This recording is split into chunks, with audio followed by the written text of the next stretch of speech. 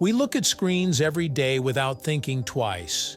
Yet there's a type of light coming from them that's often blamed for poor sleep, tired eyes, and long-term health concerns.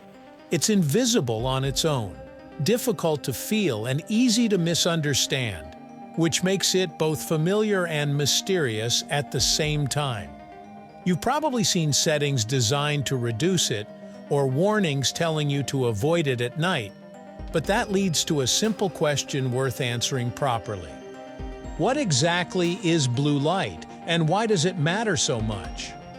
To understand that, we need to look at where blue light comes from, how it interacts with the human body, and what science actually tells us about its effects.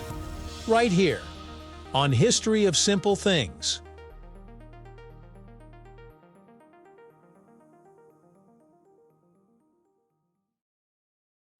Blue light is part of the visible light spectrum, which is itself only a small portion of the much broader electromagnetic spectrum that includes radio waves, microwaves, X-rays, and gamma rays. Visible light ranges from red at longer wavelengths to violet at shorter ones, with blue light sitting toward the higher energy end at roughly 380 to 500 nanometers. The idea that white light contains multiple colors dates back to the 1600s, when Isaac Newton used prisms to show that light could be separated into distinct wavelengths. Later, scientific discoveries connected wavelength to energy, explaining why blue light behaves differently from longer wavelengths like red or yellow.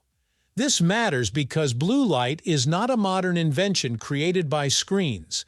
It is a fundamental property of light that has always existed. The largest and most powerful source of blue light is the sun, which emits a full spectrum of visible light and far more blue light than any artificial source.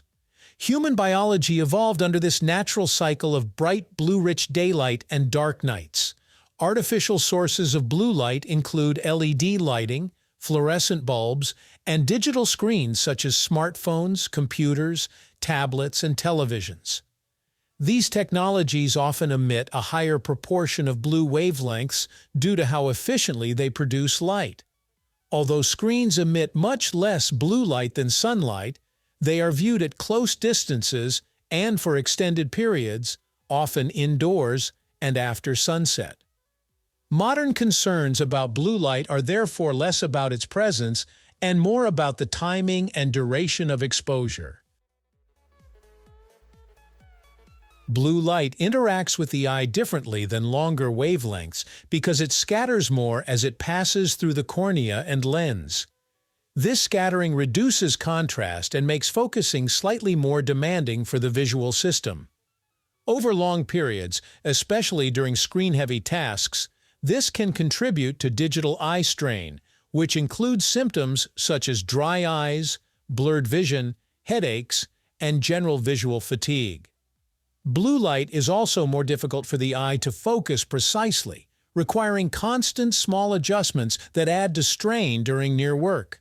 While laboratory studies show that extremely intense blue light can damage retinal cells, the levels produced by consumer devices are far below those used in such experiments.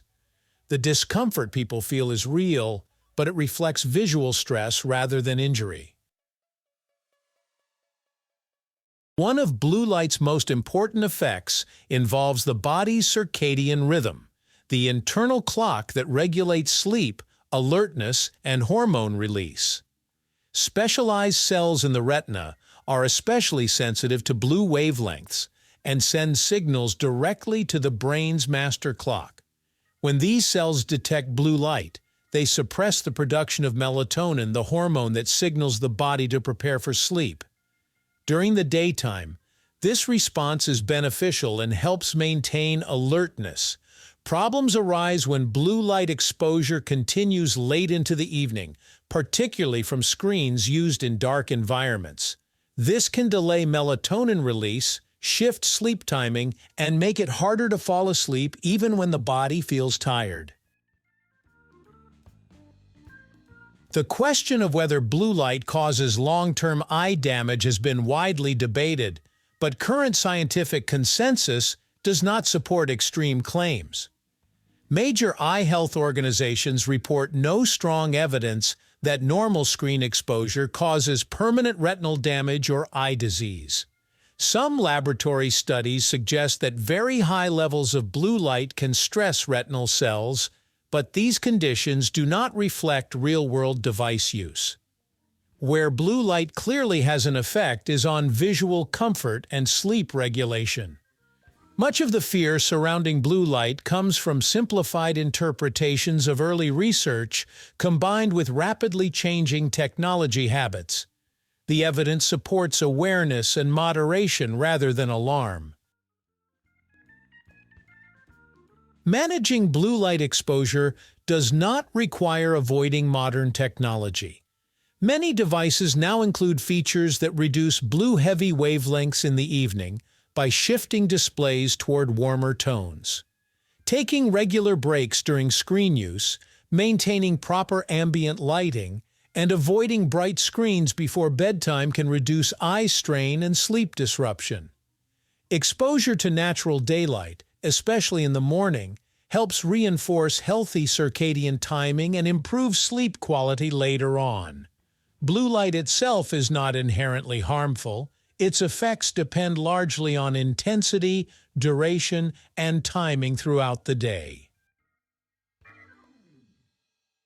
Blue light is a natural part of the visible spectrum that humans have always encountered through sunlight. Scientific understanding of it has evolved from early discoveries about light and color to modern insights into vision and biological timing.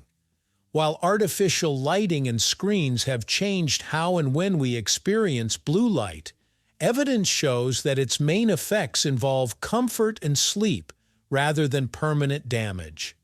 By understanding how blue light works and how the body responds to it, we can make informed choices that align technology with human biology instead of fearing it. Thank you for watching.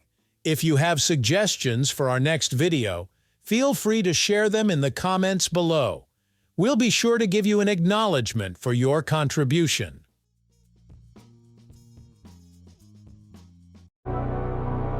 Thank you for joining us on this journey through the history of simple things. Don't forget to like, subscribe, and stay tuned for more stories woven through the smallest details.